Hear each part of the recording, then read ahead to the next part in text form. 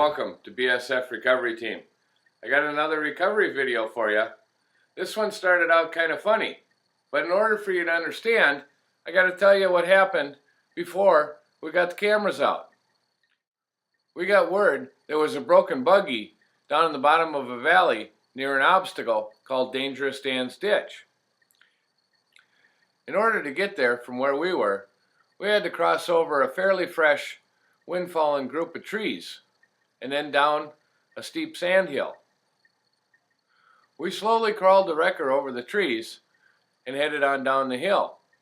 As we were going down the hill, we could see the group of guys at the bottom waiting for us, kind of cheering and laughing.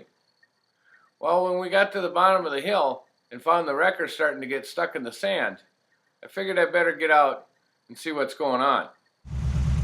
I had found that we had picked up an unwanted hitchhiker on the way down the sand hill.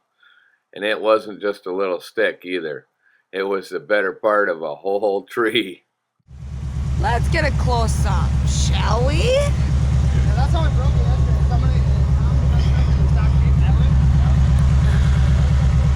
Goes from one end all the way to the other. I will admit to you, we had to break out the boom winch cable, pull ourselves back up the hill to get off of that log. Well, once we stopped laughing about it and got the tree off to the side of the trail, we were able to check out the buggy and see what we needed to do. So, what'd you break? my upper truss.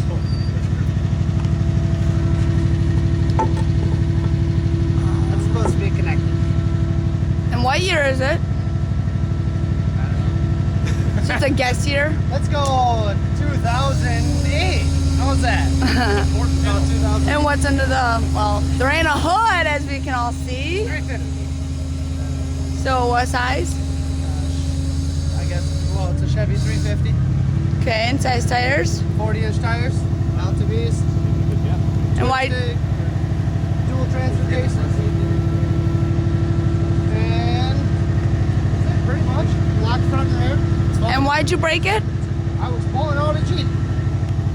It's his Jeep. It's his fault. It shouldn't flop out because I got the suck down winch and around the Yeah, well, I just wanted the bar's going to be right.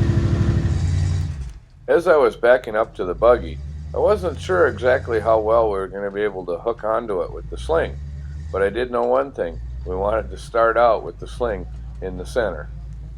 So we had to pull forward and back up again.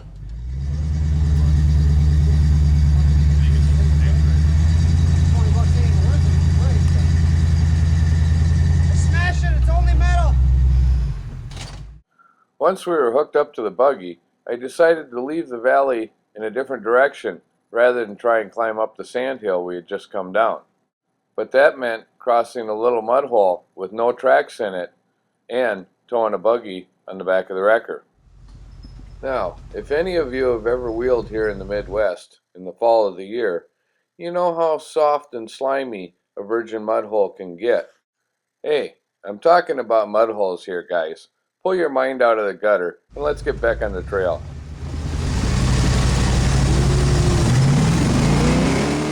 And sure enough, we didn't make it through on the first run.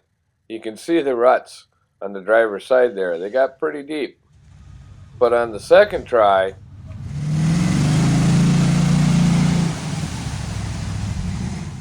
we were able to splash right through.